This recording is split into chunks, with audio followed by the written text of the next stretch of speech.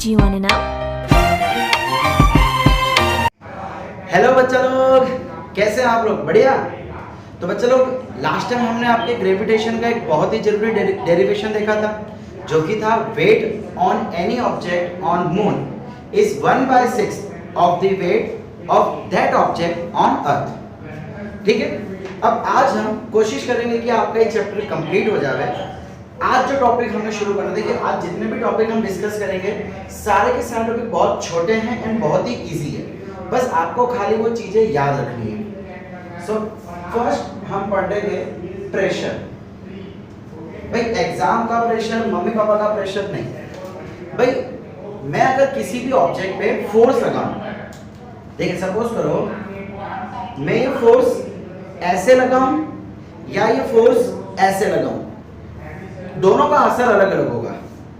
देखो मैं अगर फोर्स ऐसे लगा रहा हूं तो क्या हो रहा है, बुक थोड़ा सा ऊपर आ रही। देखो मैं अपना हाथ नीचे सही रख रहा हूं, जैसे प्रेशर करूंगा बुक थोड़ी सी ऊपर आ जाएगी, लेकिन जैसे ही मैंने इस तरीके से फोर्स दिया बुक ऊपर नहीं आ रही। इसका मतलब जिस तरीके से आप फोर्स लगाएंगे उस तरीके से आपका प्रेशर, मतलब आप कुछ इफेक्ट चेंज होगा। अब इसी इफेक्ट को हम कहते हैं प्रेशर। इसी इफेक्ट को हम क्या कहते हैं? प्रेशर। तो बच्चों प्रेशर की डेफिनेशन होती है फोर्स पर यूनिट एरिया। भाई एक्चुअली जब मैंने एक मार्कर से प्रेशर फोर्स लगाया और जब पूरे हाथ से फोर्स लगाया तो डिफरेंस कहां पे आया? एरिया पे।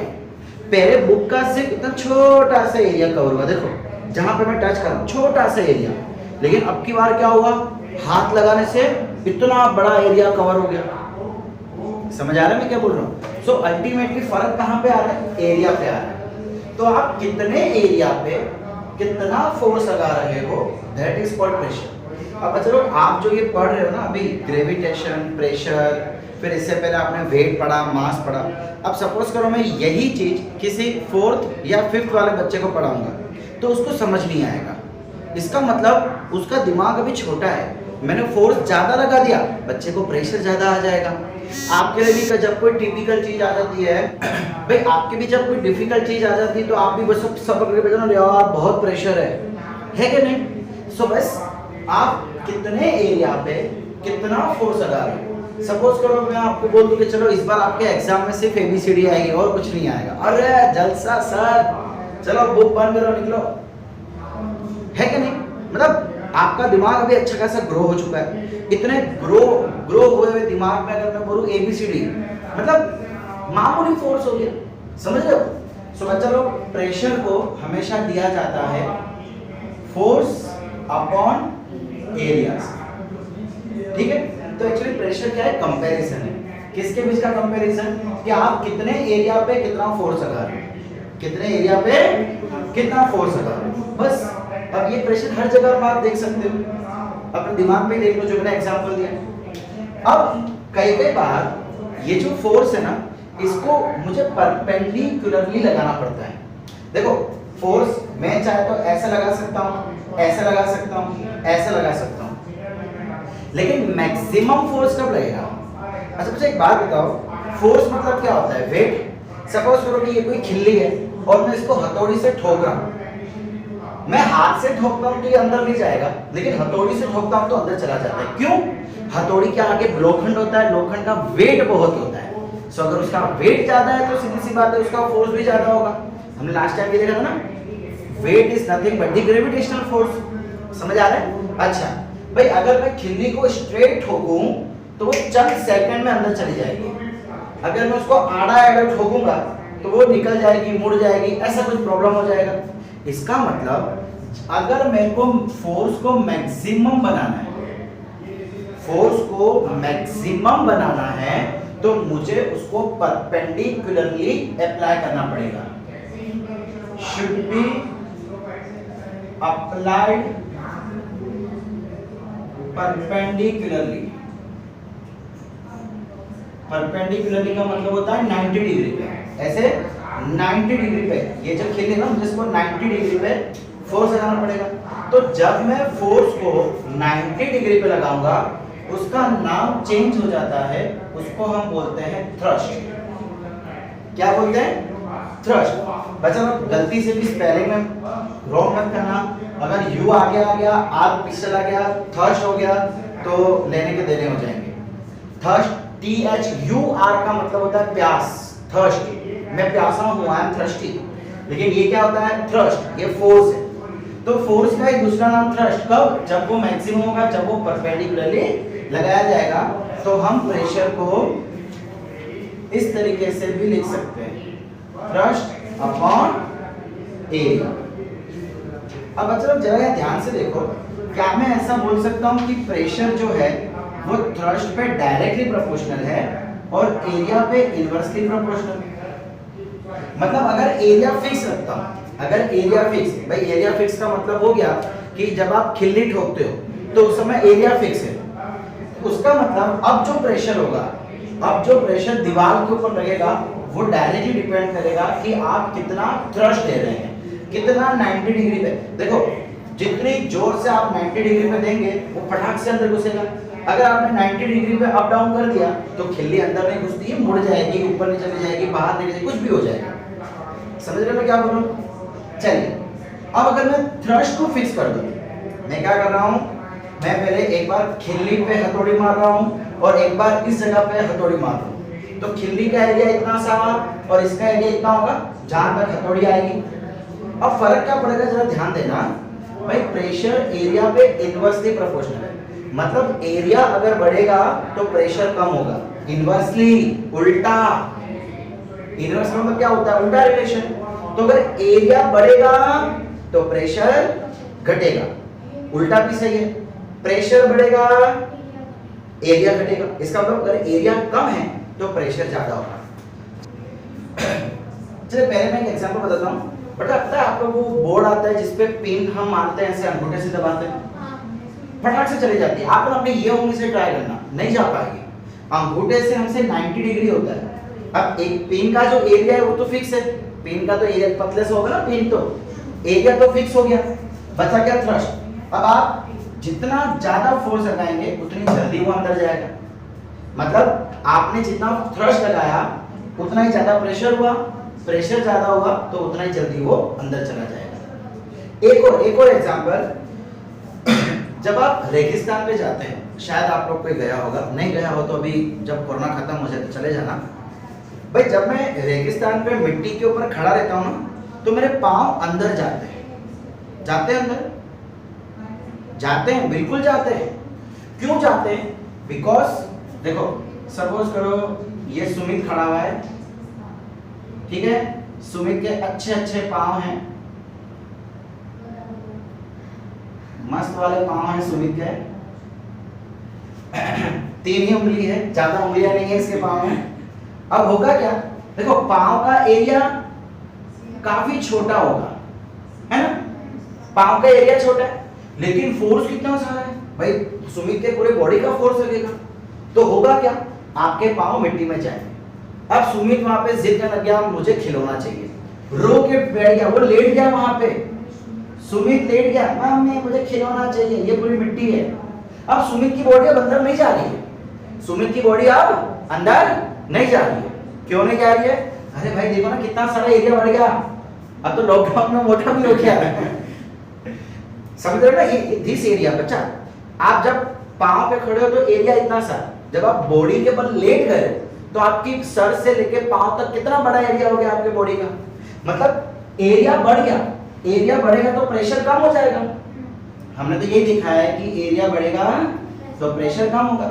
अब प्रेशर कम है तो अंदर का फोर्स कम होगा, मतलब फोर्स जो लग रहा है वो कम है, फोर्स कम है इसीलिए आपकी बॉडी मिट्टी में नहीं जाती है। समझ आ रहा है मैं क्या बोल रहा हूँ? खड़े हो तो पांव मिट्टी में चले जाते हैं। मैं रेगिस्तान वाली जो लूज मिट्टी होती है उसकी बात कर रहा हूँ, नॉर्मल मिट्टी की नहीं। ओके, सो ये थोड़े बहुत कॉन्सेप्ट्स हम प्रेशर से समझ सकते हैं। ओके, अब जनरली ये तो बात हुई सॉलिड्स की। अगर मैं फ्लूइड की बात करूं तो फ्लूइड का मतलब गैस या तो लिक्विड, दोनों को हम फ्लूइड कहते हैं, जो फ्लो हो सकता है। फ्लूइड यानी जो फ्लो हो सकता है। सो गैस भी फ्लो हो सकता है, लिक्विड भी फ्लो हो सकता है। क्या ये प्रेशर देते हैं? यस, बिल्कुल प्रेशर देते हैं। भाई जब आप कोको कोला की ढक्कन खोलते तो गैस बाहर निकलता है कि नहीं निकलता? या तो फिर आपके घर पे जो सिलेंडर आता है एलपीजी, गलती से भी उसका लीकेज हो गया तो आवाज से गैस एकदम बाहर निकलती है। यस, आपके टायर पे कभी कभार हवा ज्यादा भरने की वजह से टायर फट जाता है। क्यों फट जाता है? भाई गैस प्रेशर दे रहा है, गैस प्रेशर है कितना, फॉर्मूला तो ये देखिए, फोर्स अपॉन एरिया, प्रेशर दे रहा है इसलिए टायर फटा। सिमिलरली लिक्विड भी प्रेशर देगा, लिक्विड भी फोर्स लगाएगा। ओके, अब चलो लिक्विड फोर्स लगा रहा ना, तो यहाँ पे बहुत ही एक अच्छी कहानी है। भाई आप कितनी बार आप लोगों ने नहाते नहाते पानी से खेला होगा, ऐसे हाथ डालते हो तो हाथ ऑटोमेटिकली बाहर आने की कोशिश करता है, किया है कभी? नहीं किया तो आज ही करना, बाल्टी भरना, बाल्टी के अंदर अपना हाथ डालना, आपका हाथ अपने आप बाहर आने की कोशिश करेगा। वो भी नहीं समझ आ रहा तो कुछ नहीं करना, एक मग लो या गिलास लो, उसको उल्टा करो, अंदर डाल दो, छोड़ दो, एकदम भड़ाक से ऊपर आएगा। गिलास लो, उल्टा करो, पानी में डाल दो, पूरा डुबो दो, क्या होगा? जैसे आप अपना हाथ डालोगे गिलास एकदम से ऊपर आएगा। इसका मतलब बच्चों, इसका मतलब लिक्विड जो है वो ऊपर की तरफ में प्रेशर दे रही है, ऊपर की तरफ फोर्स दे रही है, और इस फोर्स को हम कहते हैं ब्योयंट फोर्स। क्या बोलते हैं? खाली हमने नाम चेंज कर दिया, हमने क्या कर दिया, इसका नाम चेंज कर दिया। क्या बोल दिया कि भाई लिक्विड है, लिक्विड ऊपर की तरफ, कोई भी लिक्विड हो, अलग अलग लिक्विड अलग अलग वैल्यू की फोर्स लगाएगा, लेकिन यस लगाएगा जरूर, एंड ऊपर के डायरेक्शन में लगाएगा। तो उस फोर्स को हमने नाम दे दिया ब्योयंट फोर्स, या तो इसी का दूसरा नाम हो जाता है फोर्स ऑफ ब्योयंसी, फोर्स ऑफ ब्योयंसी। और ये जो कॉन्सेप्ट है, the concept that liquid apply force in upper direction, upper direction, उस कॉन्सेप्ट को हम कहते हैं ब्योयंसी। क्या बोलेंगे? ब्योयंसी। ब्योयंसी कहा जाए तो कॉन्सेप्ट, क्या कॉन्सेप्ट? कि पानी ऊपर के डायरेक्शन पे फोर्स लगाता है, ये कॉन्सेप्ट हुआ। और फोर्स ऑफ ब्योयंसी मतलब जो फोर्स लगा रहा है उसकी वैल्यू। ओके, इसी फोर्स को बच्चा लोग ध्यान से सुनना, इसी फोर्स को अप थ्रस्ट भी कहा जाता है। क्या चीज? बिकॉज बच्चा लोग पानी जो फोर्स लगाता है ना, वो 99.9% परपेंडिकुलर ही होता है। भाई ग्लास एकदम ऊपर आता है, आपका पांव, आपका अगर हाथ डाला है तो हाथ एकदम ऊपर आएगा स्ट्रेट डायरेक्शन में, यानी कि 90 डिग्री पे वो फोर्स लगाता है, 90 डिग्री पे। एंड 90 डिग्री वाले फोर्स को हम क्या कहते हैं? थ्रस्ट। ये ऊपर की तरफ है तो अप थ्रस्ट। समझ आ रहा है? प्रेशर, सॉलिड, लिक्विड, गैस सभी प्रेशर देते हैं। लिक्विड प्रेशर देगा, तो भाई जो फोर्स ऊपर लगा रहा है उसको हम ब्योयंट फोर्स बोलेंगे, या फोर्स ऑफ ब्योयंसी, या अप थ्रस्ट। तीनों नाम एक ही काम, और जो कॉन्सेप्ट है उसको हम बोलेंगे ब्योयंसी। ओके, अब अच्छा एक आपके एग्जांपल आपके बुक में ये दिया हुआ है कि जब भी आप किसी कंटेनर में गैस भरते हो, क्या भर रहे हो? गैस। तो ये गैस उसके दीवारों पे प्रेशर लगाता है, उसके दीवारों पे। तो ये तो मैंने एग्जांपल दिया कि टायर के अंदर हवा भरोगे, ज्यादा हवा भर दी तो वो फट जाएगा। क्यों फट जाएगा? बिकॉज गैस जो है किसी भी कंटेनर, किसी भी चीज के अंदर जिसके अंदर उसको भरा गया है उसकी वॉल्स पे प्रेशर देता है। समझ आया बच्चा लोग मैं क्या बोल रहा हूं?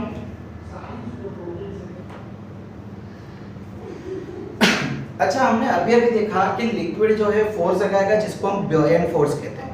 अच्छा, कितना फोर्स लगाएगा? कितना फोर्स लगाएगा? एक एक्सपेरिमेंट करते हैं। बच्चा लोग होता है क्या पता है? वजन नापने के लिए एक डिवाइस आता है जिसको हम कहते हैं स्प्रिंग बैलेंस। आपने शायद 8th में या 7th में इसके बारे में सुना हो, आपकी स्टडीज में आया होगा। ठीक है, यहाँ पे एक स्केल होती है,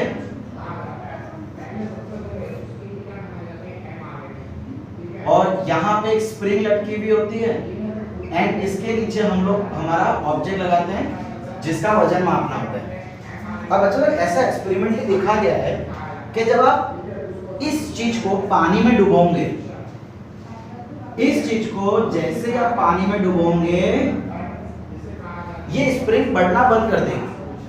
पहले क्या हो रहा था, स्प्रिंग खिंचाएगी ना, सीधी सी बात है, ऑब्जेक्ट हटका तो स्प्रिंग खिंचाएगी, लेकिन जैसे उसको पानी में डुबोगे स्प्रिंग खिंचाना बंद हो जाएगी। क्यों खिंचाना बंद हो जाएगी?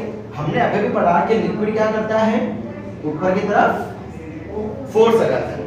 तो भाई आज ऊपर से आज वजन यूं आ रहा है, देखो एक्चुअली हो क्या रहा है कि ये जो ऑब्जेक्ट है इस पे नीचे की तरफ लग रहा है mg यानी कि ग्रेविटेशन फोर्स। नीचे क्या लग रहा है, ग्रेविटेशन फोर्स लग रहा है, बदले में पानी क्या लगा रहा है, ब्योयेंट फोर्स लगा रहा है। तो इस फोर्स के कारण ऑब्वियसली ये फोर्स ज्यादा है, ये फोर्स कम था तो ही तो वो अंदर गया, वरना तो सीधा ऊपर आ जाता।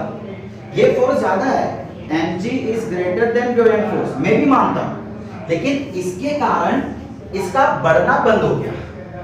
समझ लो कि इसने पकड़ लिया इसको, ये पानी ने क्या किया, इसको पकड़ लिया।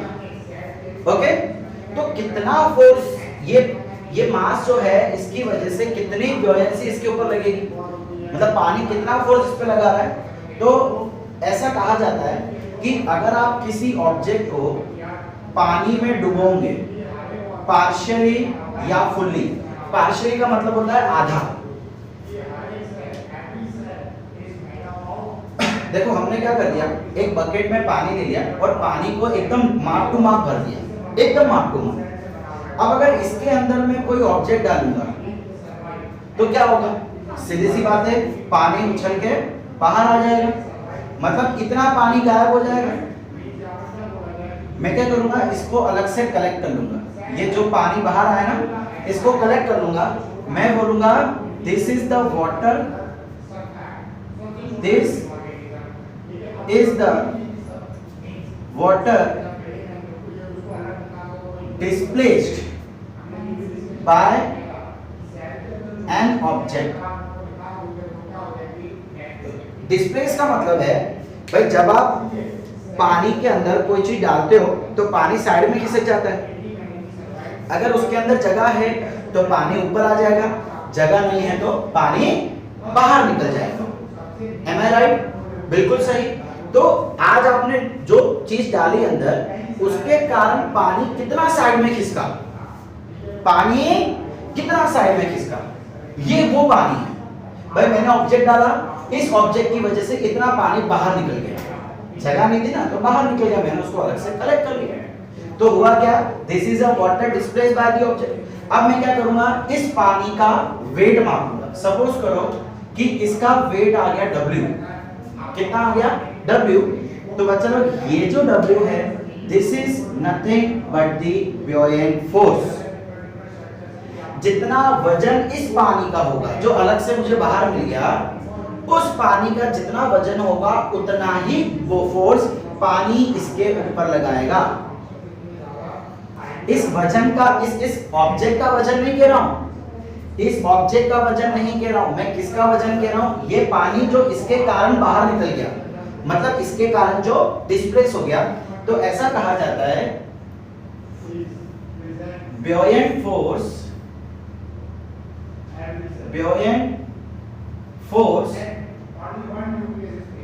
on any object due to liquid is equal to the weight of the liquid। आपके बुक में लिक्विड वाटर लिया होगा तो आप वाटर लिख सकते हो, due to water is equal to the weight of the water displaced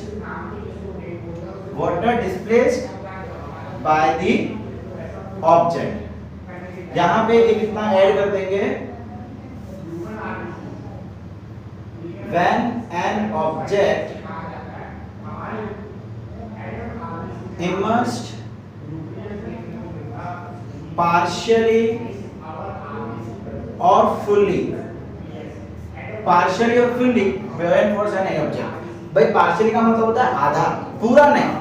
अब आधा करो, 1/4 करो, 3/4 करो, तो जितना भी करो, जितना आप इसको अंदर डुबोगे उसके कारण पानी डिस्प्लेस होगा, उस पानी का जितना वजन होगा उतने ही फोर्स ऊपर की तरफ वाटर लगाएगा। समझ आया? तो ये जो एक्सपेरिमेंट है और ये जो रूल है बच्चा लोग, इसको हम कहते हैं आर्किमिडीज प्रिंसिपल। क्या बोलेंगे इसको हम? Archimedes principal.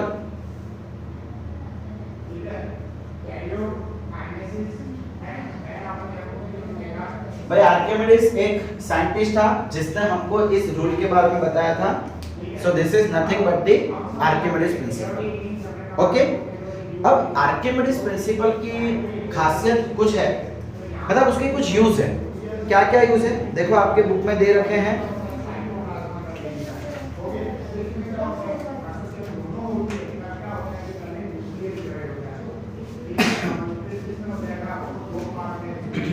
भाई पहला यूज है, it is used in designing ships and submarines. बच्चा लोग जो शिप बनती है ना, आज देखो शिप लोखंड की बनी होती है लेकिन फिर भी शिप डूबती नहीं है। सबसे जबरदस्त बात देखो, अगर आप किसी लोखंड की प्लेट को पानी में डालोगे तो वो डूब जाएगी प्लेट को, लेकिन जब आप बोट को पानी में रखते हैं, जब आप बोट को पानी में रखते हैं तो वो डूबती नहीं है। जबरदस्त बात है। क्यों? बिकॉज आर्किमिडीज प्रिंसिपल का यूज करके बोट की डिजाइन इस तरीके से की जाती है कि वो डूबती ही नहीं। ओके, सो एक इसका यूज क्या होता है? बोट या शिप्स की डिजाइनिंग करना। दूसरा, lactometers which are used to determine the purity of sample of milk. भाई कोई भी हमारे पास दूध है वो कितना प्योर है, उसमें कितना पानी ऐड है, उसको चेक करने के लिए एक डिवाइस आता है जिसका नाम है लैक्टोमीटर। क्या बोलते हैं उसको? लैक्टोमीटर। तो ये जो लैक्टोमीटर बनाने के लिए जो कॉन्सेप्ट यूज होता है वो होता है आर्किमिडीज प्रिंसिपल। और क्या यूज है इसके? Hydrometers used for determine the density of liquid. भाई आज कोई भी लिक्विड है, जैसे कि दूध ही ले लो, ऑयल ले लो, तो उसकी डेंसिटी कितनी है? अच्छा, डेंसिटी क्या होती है ये भी हम डिस्कस करेंगे, डोंट वरी।